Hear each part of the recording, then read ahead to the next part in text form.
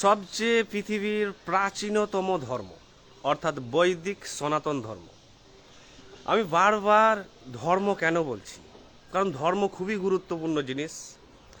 Religion, specially বৈদিক সনাতন ধর্ম, is the first well-documented history of spirituality, religion, science, constitution, literature, society, family structure, political structure। অর্থাৎ বৈদিক সনাতন ধর্ম মূলত বেদ হচ্ছে মানব জগতের প্রথম ভালোভাবে সংরক্ষিত ইতিহাস। কিসের ইতিহাস? আধ্যাত্মিকতার ইতিহাস, দর্শনের ইতিহাস, সংবিধানের ইতিহাস, সাহিত্যের ইতিহাস এবং মিথোলজির ইতিহাস। সেখানে পারিবারিক সিস্টেম, পলিটিক্যাল স্ট্রাকচার থেকে শুরু করে সমস্ত কিছু পাওয়া যাবে। এবং এই বৈদিক সনাতন ধর্মকে কেন্দ্র করে পরবর্তীকালে হাজারো অগণিত লেখকদের কিন্তু চিন্তাবিদদের, বুদ্ধিজীবীদের, দার্শনিকদের আবির্ভাব হয়েছে। বৈদিক সনাতন ধর্মকে বুঝবো কিভাবে? এবং বৈদিক সনাতন ধর্ম যদি বুঝতে না পারি, আমি হাজারো দর্শন বুঝতে পারবো না, হাজারো সিস্টেম বুঝতে পারবো না। তো বৈদিক সনাতন ধর্মকে বোঝার উপায় হলো বেদ পড়া। কিন্তু প্রথমেই সে সনাতনী হোক বা অসনাতনী হোক বা অন্য কেউ হোক, বেদ কিভাবে পড়বে? একটি 5,000 থেকে 10,000 বছর আগের একটি ধর্মগ্রন্থ, যে সেই প্রাচীন যুগের সংস্কৃত ভাষায় লেখা হয়েছে। সেখানে হাজারো রূপক, উপমা, ল্যাঙ্গুয়েজ, কাব্যিক ছন্দ থেকে শুরু, এই জিনিসগুলোকে আমরা ডিকোড করব কি করে? তো তাই বেশিরভাগ সনাতনীরা কিন্তু বেদ সম্পর্কে অসচেতন, আনঅ্যাওয়ার। কারণ বেদ খুবই একটি ডিফিকাল্ট, কমপ্লেক্স, ইন্টেলেকচুয়াল টেক্সট, খুবই কঠিন। তাই বেদকে জানার আগে সরাসরি আমাদের কিছু বেদ সম্পর্কে প্রাইমার পড়তে হবে। অর্থাৎ বেদ সম্পর্কে যারা লিখে গেছেন, যেসব মনীষীরা, ঋষিরা, দ্রষ্টারা, দার্শনিকরা, তাদের বই পড়তে হবে। এর জন্য আপনাদের আমি একটি খুব ভালো বই বলবো, সেটি শ্রী অরবিন্দের দ্য সিক্রেট অফ দ্য বেদা পড়তে, ইংরেজিতে, আর বাংলাতে হচ্ছে বেদ রহস্য। বেদ রহস্য পড়তে গেলে আমরা জানতে পারবো যে বেদ কিভাবে ঋষিদের কাছে এসেছে, তাদের কাছে উচ্চতর মনন এবং ধ্যানের মাধ্যমে অতীন্দ্রিয় জগৎ থেকে, যাকে আমরা ব্রহ্ম বলি বা ঈশ্বর, ভগবান, সেই জগৎ থেকে কিভাবে তাদের কাছে কালজয়ী বিরল সব দার্শনিক বাণী, বড় বড় উচ্চমানের চিন্তন, উপলব্ধি, কিভাবে সত্যের সন্ধান তারা পেল, সেখান থেকে বেদ রহস্য থেকে আমরা জানতে পারবো। বেদ এর এই ইন্ট্রোডাকশনটা পড়ার পর আমাদের যেতে হবে এবার উপনিষদে। উপনিষদকে বলা হয় বেদান্ত দর্শন। অর্থাৎ বেদান্ত মানে হচ্ছে বেদের শেষ, কনক্লুশন, এসেন্স অফ দ্য বেদা। 4টি বেদ পড়ার হয়তো আমার কাছে সময় নেই, কিন্তু যদি আমি উপনিষদ বা বেদান্ত দর্শন পড়তে পারি। বেদান্ত দর্শন আপনারা কার পড়বেন? গম্ভীরানন্দের বেদান্ত দর্শন পড়বেন। উপনিষদ, গম্ভীরানন্দ একজন ভালো, তিনি লেখক এবং একজন ভালো জ্ঞানী ব্যক্তি তিনি। বা আমারও কিছু বই আছে, জ্ঞানের অভিশাপ বা নিরাপত্তা, একটি নতুন ধর্মগ্রন্থ। তা আমার বই পড়তে বলবো না, আপনি অপরেরই বই পড়ুন। স্বামী গম্ভীরানন্দের বই পড়তে পারেন বেদ উপনিষদ সম্পর্কে। তিনি এত সহজ সরল বাংলা ভাষায় লিখেছেন এবং সেই বইয়ে তিনি দাবি করেছেন যে পরিবারের যারা গৃহিণী আছে, অর্থাৎ পরিবারের যারা মহিলা, যারা বেশিরভাগই সংসারের কাজে, রান্নার কাজে ব্যস্ত থাকে, তারা যাতে রান্না করতে করতে বুঝতে পারে উপনিষদ। তাই উপনিষদ সর্বোচ্চ দর্শনের বই। পৃথিবীর মধ্যে যদি 1 নাম্বার দর্শন বলা হয়, এটা আমার কথা নয়, আপনি হাজারো দার্শনিক আছেন, যেমন জার্মান দার্শনিক শোপেনহাওয়ার উপনিষদের বিশাল ফ্যান ছিলেন, বিশাল হিউজ তিনি ফ্যান ছিলেন। তিনি আবার শ্রোডিঙ্গার, কোয়ান্টাম ফিজিসিস্ট, বিজ্ঞানী, তারা উপনিষদ সম্পর্কে হাজারো জিনিস বলে গেছে।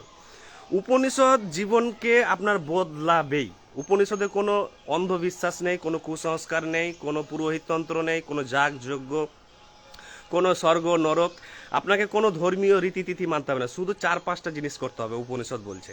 একটি হচ্ছে মনন, নীরবতা, আত্মসমীক্ষা, নির্জনে থাকা, একাকী থেকে, এবং ধ্যানের মাধ্যমে, অল্প অল্প করে ধ্যানের মাধ্যমে এই জগতের স্বরূপকে বোঝা, নিজের জীবনের দুঃখ, কষ্ট, হতাশাকে বারবার স্ক্যান করা, কেন হচ্ছে এগুলো, জীবনে মানুষ কেন ভুগছে, এগুলোর সমস্ত উত্তর সেখান থেকে পাবেন। তাই এই উপনিষদ কিন্তু রবীন্দ্রনাথ ঠাকুরের মতো একজন নোবেল প্রাপ্ত সাহিত্যিকের জন্ম দিয়েছিল। অর্থাৎ রবীন্দ্রনাথ ঠাকুর যদি উপনিষদ হাতে না পেতেন শৈশবে বা তার পরিবার, তাহলে রবীন্দ্রনাথ ঠাকুরের কিন্তু জন্ম হতো না। গীতাঞ্জলি যে আমরা বলছি যে নোবেল পুরস্কার পেয়েছিল তার কবিতা, সেই কবিতাটা পাওয়ার কারণই হলো উপনিষদ। অর্থাৎ সেখানে যে 100-এর উপরে কবিতা আছে তার প্রত্যেকটি কবিতাই হচ্ছে প্রায় উপনিষদকে কেন্দ্র করে। তাই রবীন্দ্রনাথ বলেছিলেন তার একটি লেখাতে যে আমার সাহিত্য 80% উপনিষদের দ্বারা কিন্তু প্রভাবিত হয়েছে। তাই রবীন্দ্রনাথের যদি সাধনা পড়েন, দ্য রিলিজিয়ান অফ ম্যান পড়েন, রবীন্দ্রনাথ বিশাল বড় একজন থিঙ্কার, একজন ইন্টেলেকচুয়াল, একজন ফিলোজফার। তাকে পড়ুন, তাহলে জানতে পারবেন যে উপনিষদ কি, বা ডাইরেক্ট উপনিষদ পড়ুন। তারপরে এই উপনিষদ যেমন রবীন্দ্রনাথের জীবনকে বদলে দিয়েছিল, তেমন সেম উপনিষদ শ্রী অরবিন্দের জীবনকে বদলে দিয়েছিল। শ্রী অরবিন্দ কিন্তু বিপ্লবের জগৎ থেকে, স্বাধীনতা সংগ্রাম থেকে তিনি সন্ন্যাস নিতেন না যদি না তার হাতে উপনিষদ থাকতো। উপনিষদ এমনই একটি কসমিক ফিলোজফি, এই মহাবিশ্বের একটি সার্বজনীন ব্যক্ত অব্যক্ত রহস্য নিয়ে আলোচনা করে। তাই শ্রী অরবিন্দ যখন কেমব্রিজের ছাত্র ছিল, অর্থাৎ তিনি কেমব্রিজে পড়াশোনা করতেন ইউনিভার্সিটিতে, তখন তিনি উপনিষদের সন্ধান পেয়েছিলেন এবং সেই উপনিষদ তার জীবনে গভীর প্রভাব ফেলেছিলেন। তেমনি উপনিষদ যদি না থাকতো, আমার বিশ্বাস, দৃঢ় বিশ্বাস, স্বামী বিবেকানন্দ শিকাগোতে যেতেন না। কারণ এত বড় উচ্চমানের দর্শন ছিলই বলে স্বামী বিবেকানন্দের এতটা লেভেল অফ কনফিডেন্স হাই ছিল। কারণ বিশাল বড় বিজ্ঞানের বই, বিশাল বড় দর্শনের বই, বিশাল বড় আধ্যাত্মিকতার বই, বিশাল বড় উপলব্ধির বই। তাই স্বামী বিবেকানন্দ বলেছেন যে হিন্দু ধর্মের হৃৎপিণ্ড হলো কিন্তু উপনিষদ, তাই উপনিষদ জানতেই হবে। তাই যুগে যুগে উপনিষদ মানুষকে কিন্তু প্রভাবিত করেছে, অনুপ্রাণিত করেছে। তারপরে আপনি চলে আসুন, গীতা তো জনপ্রিয়, গীতা জানেনি। গীতা মুখে মুখে, ক্যালেন্ডারে, রাস্তায়, দেওয়ালে, সব জায়গাতেই পায়। গীতা হচ্ছে সবচেয়ে জনপ্রিয় একটি জিনিস। কিন্তু আমি বলবো সবচেয়ে একটি ভালো বই পড়তে, গীতা তো জানেন, অষ্টবক্র গীতা, যাকে বলা হয় অষ্টবক্র সংহিতা। সেটি অষ্টবক্র ঋষি বা মুনির কিন্তু রচিত শাস্ত্র, মারাত্মক বই। একটু আগে আমি ফেসবুকে তার একটি সূচনা লিখেছি। সেখানে ব্রহ্মজ্ঞান, আত্মজ্ঞান, আলোকিত হওয়া নিয়ে, এই জগৎ নিয়ে, বিমূর্ত জগৎ নিয়ে নানান রহস্য আছে। সেটা যদি পড়তে পারেন তা আপনার কিন্তু জীবনের নানান দুঃখ, হতাশা, পীড়া থেকে, ভয়, দুশ্চিন্তা, নানান কিছু আপনি বুঝতে পারবেন যে কেন এগুলো হচ্ছে আপনার সাথে। তারপরে পড়বেন শিবাসূত্র, অর্থাৎ শিবসূত্র, একটি মারাত্মক বই। শিব মানে কোনো দেব দেবী বা এই সব রিচুয়াল জিনিস নয়। শিব হচ্ছে বিমূর্ত ব্রহ্ম, অর্থাৎ সেই অসীম অব্যক্ত সত্তা, অদৃশ্য সত্তা, যে শিবকে পেতে হবে ধ্যানে। আপনি ব্রহ্মার নাম বলুন বা শিব বলুন, ঈশ্বর বলুন, সবই কিন্তু হাই ফিলোজফি, সব বৈদিক সনাতন ধর্মের। তাই শিবসূত্র পড়ছেন মানে আপনি ধরে নেন কোয়ান্টাম ফিজিক্স পড়ছেন, বিশাল বড় মাপের একটি বই। তেমনি বিজ্ঞান ভৈরব, পতঞ্জলি যোগাসূত্র যদি না পড়েন তাহলে আপনি ধ্যানের যে 8টি ধাপ আছে তার সম্পর্কে জানতে পারবেন না। আর ধ্যান ছাড়া আপনি গভীর জ্ঞানী ব্যক্তি কখনো হতে পারবেন না। পুজো অর্চনা, রীতি অনুষ্ঠান, প্রার্থনা, এগুলো তো করাই যায়, এখান থেকে সাময়িক কিছু বেনিফিটস অবশ্যই পাওয়া যায়। কিন্তু আপনি নিজেকে ট্রান্সফর্ম করবেন কি করে, আপনি হায়ার সত্যর সন্ধান পাবেন কি করে, আপনি গভীর থেকে গভীরতম জগতে প্রবেশ করবেন কি করে, তার জন্য শিবাসূত্র বা শিবসূত্র বা পতঞ্জলি যোগাসূত্র, এই 8টি ধ্যানের ধাপ আছে, ধ্যান ছাড়া অসম্ভব। তাই এগুলো নিয়ে মনন করুন, তারপরে দেখতে পাবেন যে আপনার জগতে হাজারো নতুন নতুন জ্ঞানের দিগন্ত উন্মোচিত হচ্ছে।